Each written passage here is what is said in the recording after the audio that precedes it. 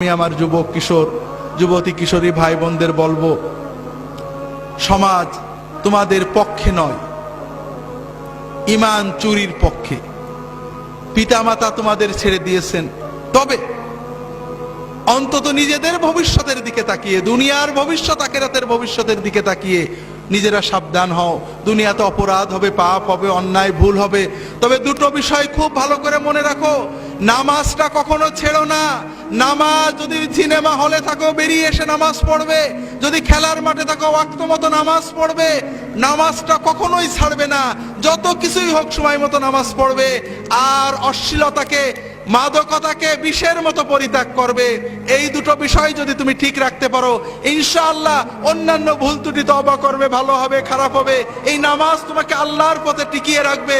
এবং ইনশাআল্লাহ তোমার বয়স যখন 50 হবে, তুমি নিজে অনুভব করবে এই দুনিয়ার জমিনে তোমার বন্ধুদের চেয়ে তুমি ভালো আছো। আর ইনশাআল্লাহ কিয়ামতের দিনে তুমি তোমার পিতামাতা সহ আল্লাহর আরশের নিচে তার ওলিদের সাথে মেহমান হয়ে যেতে পারবে। হাজরিন, যুবক কিশোরদের ভালো রাখতে হলে তাদেরকে আলেমদের কাছে নিয়ে যেতে হবে, মসজিদে নিতে হবে, দ্বীনি চেতনা তৈরি করতে হবে, লেখাপড়ার ভিতরে দ্বীনি চেতনা তৈরি করতে হবে। এগুলো সবই দরকার। আমরা শুনছি, ভালো করে জানি না। আমাদের দেশের নতুন শিক্ষানীতিতে ধর্মীয় শিক্ষা নিয়ে নানান কথা হয়। আমি নিজেও পড়েছি শিক্ষানীতি কিছুটা। আমার বিশ্বাস হয় না যে বাংলাদেশের সচেতন রাজনীতিবিদগণ ধর্মমুক্ত কোনো শিক্ষা কায়েম করতে চাবেন। কারণ আমাদের দেশে যতটুকু নৈতিকতা আছে, দুর্নীতি মুক্ত যে কয়জন মানুষ আছেন আপনারা স্ট্যাটিস্টিক করে দেখেন, তারা একমাত্র ধর্মীয় কারণে। যে ডিসি দুর্নীতি করে না, যে এসপি দুর্নীতি করে না, যে অফিসার ঘুষ খায় না, যে কর্মকর্তা অন্যায় করে না, যে ডিসি ঘুষ খায় না, যে জজ সাহেব ঘুষ খায় না, আপনি বিচার করে দেখুন কোনো না কোনো ভাবে, হয় পারিবারিক ভাবে, নইলে হয়তো তাবলীগ জামাতে যে, নইলে হয়তো কোনো পীর মাশায়েখের দরবারে যে, নইলে হয়তো মাদ্রাসায় পড়ার কারণে ওই ব্যক্তির ভিতরে যে ঈমানি চেতনা আছে, শুধুমাত্র ওই ঈমানটাই তাকে দুর্নীতি থেকে বাঁচিয়ে রেখেছে। অথবা অনেক দুর্নীতিবাজের ভিতরে তাকে অন্তত কম দুর্নীতিবাজ করে রেখেছে। আপনারা কি বুঝতে পেরেছেন আমার কথাটা? কাজেই ধর্ম, নৈতিক বোধ, আল্লাহর ভয়, আখিরাতমুখিতা যদি আমাদের ছেলে মেয়েদের ভিতরে না থাকে, তাহলে এদের ধ্বংস আমরা রোধ করতে পারবো না। ইউরোপ আমেরিকার মানুষেরা এখনো ধর্ম শিখায়, একেবারে শিশু শ্রেণী থেকে ধর্ম শিক্ষা রয়েছে সেখানে। তারা অনেক ভুল করেছে, তারা ব্যাক করছে। যারা ধর্মকে বাদ দিতে চেয়েছিল আবার ফিরে আসছে, ধর্ম বাদ দিতে যে নিজেরা বাদ পড়ে গেছিলেন। আমরা তাদের ওই ভুলের পুনরাবৃত্তি করব না। আমাদের ছেলে মেয়েদেরকে সত্যিকারের নৈতিকতা, দ্বীন, ঈমান, আচরণ, আখলাক শেখাবো, মসজিদে নিয়ে যাব। আমরা অনেক নৈতিকতা শিখাই। আমার খুতবার বইয়ে আপনি এক সময় লিখছিলাম, রেডিও টেলিভিশনে দুর্নীতির বিরুদ্ধে বড় বড় প্রোগ্রাম হয় না ভাই? হয় নাকি?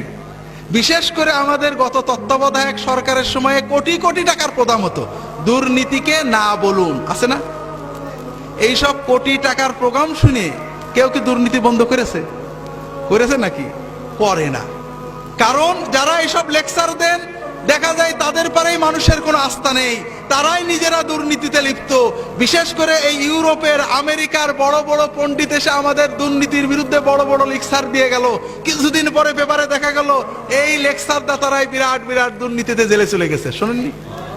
হাজরিন, আসলে যদি সত্যিকারের দুর্নীতি মুক্ত করতে চান, মানুষ হলো পশুর মতো। মানুষের ভিতরে পাশবিকতা আছে, পশু প্রবৃত্তি আছে। একজন পশুকে যদি আপনি সামনে নিতে চান, দুটো জিনিস লাগে। কয়টা জিনিস? একটা হলো ভয় আর একটা হলো লোভ। এই দুটো জিনিস লাগে। মানুষেরও দুটো জিনিস লাগে, একটা ভয় আর একটা কি? লোভ। আপনি যদি দুর্নীতি দমন করতে চান, সুশীল সমাজ গড়তে চান, সুন্দর সমাজ গড়তে চান, লোভ এবং ভয়কে উজ্জীবিত করতে হবে। সেই লোভ এবং ভয় বিবেকের হতে পারে, সমাজের, রাষ্ট্রের, আইনের হতে পারে, আল্লাহর হতে পারে।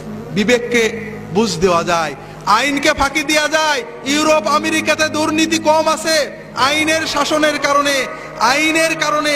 কিন্তু আমাদের দেশে আমরা আইনকে যে ফাঁকি দেওয়া যায় সবাই জানি। দুর্নীতিতে 50 বছরের শাস্তি, পরের কেসে দেখা যাচ্ছে 0 হয়ে যাচ্ছে, হচ্ছে না ভাই? কে যে দুর্নীতিবাজ আর কে যে ভালো আল্লাহ তাআলা ছাড়া আমরা কেউ বুঝে কুল পাই না, ঠিক না হাজরিন? ভয়, আইনের ভয় দুর্নীতি দমন করে কিছুটা। যে দেশে আইন খুব কঠোর আছে, প্রকৃত দুর্নীতি দমন করে আল্লাহর ভয়। কিসের ভয়? যখন বান্দা জানে যে আইনকে ফাঁকি দেওয়া যাবে, ফাঁসির দড়িকে পাল্টে দেওয়া যাবে, জজের রায়কে পাল্টে দেওয়া যাবে, রাজনৈতিক প্রভাব কাটানো যাবে, কিন্তু আল্লাহর চোখকে ফাঁকি দেওয়া যাবে না। আমি যে অন্যায় করেছি আল্লাহ দেখেছেন, আল্লাহ আমার উপরে, আমার আওলাদের উপরে গজব দেবে, আমাকে আল্লাহর কাছে জবাব দিতে হবে। যখন বান্দা বোঝে যে আমি যদি ঘুষটা না খেয়ে সবর করি আল্লাহ বরকত দেবে, আল্লাহ আমার আওলাদে বরকত দেবে, সম্পদ বাড়িয়ে দেবে, এই একমাত্র সবর, একমাত্র আল্লাহর কাছে পুরস্কারের লোভ, আল্লাহর কাছে শাস্তির ভয়, এটাই প্রকৃত নৈতিক নীতিবান দুর্নীতি মুক্ত মানুষ গড়তে পারে। আর এজন্য আমাদের যুবক কিশোরদেরকে, আমাদের সন্তানদেরকে নৈতিকতা, ধর্মীয় শিক্ষার আলোকে মানুষ করতে হবে। আল্লাহ তাআলা আমাদের তৌফিক দান করুন, আমিন। প্রত্যেকের সন্তানকে নিজের সবচেয়ে বড় সম্পদকে মসজিদে নিয়ে যাবেন, ফজরে নিয়ে যাবেন, মাগরিবে বলবেন যে যেখানেই খেলো মাগরিবের সময় আমার সাথে নামাজ পড়বে। মাগরিবের পরে বাইরে থাকতে পারবে না, মাগরিবের নামাজ পড়তে বসবে, আম্মা খোঁজ রাখবে, 3 বেলা একসাথে খাবেন। যদি আপনি না পারেন স্ত্রীকে বলবেন খোঁজ রাখতে।